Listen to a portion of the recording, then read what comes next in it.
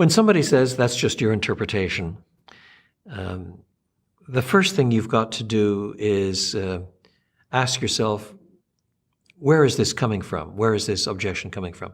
It might conceivably be a serious desire to engage about postmodern epistemology and talk about whether it's possible to know anything and under what conditions can one know anything, even if one cannot know anything exhaustively with the perfect omniscience of God. Surely one can know some things truly up to the level of human capacity, and so on. It could be an invitation to serious conversation of that sort. On the other hand, sometimes it's merely a flip switch. It's merely saying, I don't want to talk about this, or I think you're just too narrow, or I'm going to show that you don't have any ground to stand upon. It's not a serious request for engagement on the subject at all. In which case, if you try to get too heavy in your response, you just turn people off. So if somebody says that and it's not much more than a desire to dismiss you from the field, I might say, if they say, surely that's just your interpretation, I might say, oh, well, is it your interpretation that interpretations are always subjective?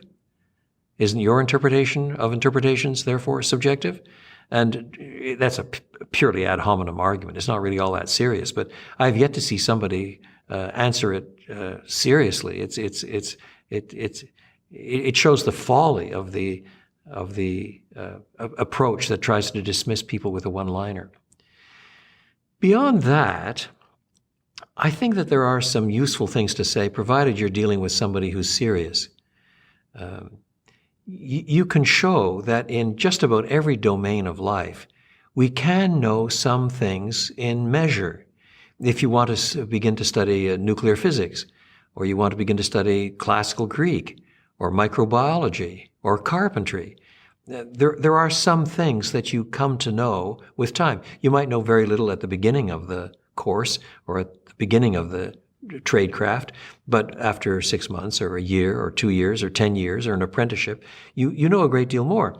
You've also come to know all the kinds of things you don't know yet. A great deal of learning consists in finding whole vistas where you don't know much. But as part of getting there, you learn many things about some things, and some things about many things. And that is simply part of human experience. All you have to do is point out that there was a time when you couldn't read, and now you can read. Maybe there was a time when you could read English, but you couldn't read much French, and then you learned the language, and so you could read a lot more French. So it is possible to know more things. And likewise, in the domain of interpretation, there are tricky bits where experts will disagree about what's being said. But if we read John 3:16, God so loved the world, then surely it's possible to know, if you take the text seriously, that God loved the world.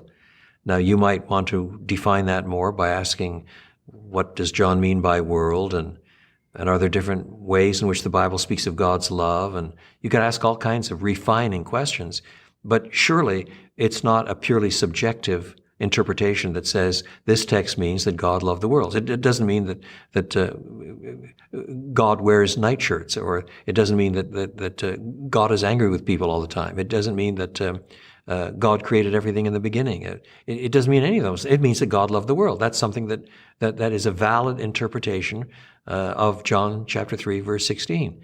So when somebody says that's just your interpretation, then if you have that kind of reasoning in the back of your mind, you may be able to engage the party in serious discussion. You might be able to say, oh, what's your interpretation?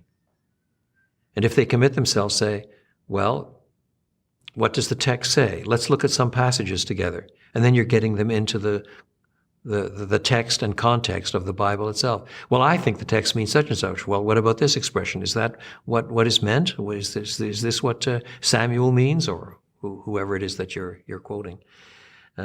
So if it's not just a flip question that is designed to shut you down, it is sometimes possible to get the party to engage in serious discussion regarding the text itself.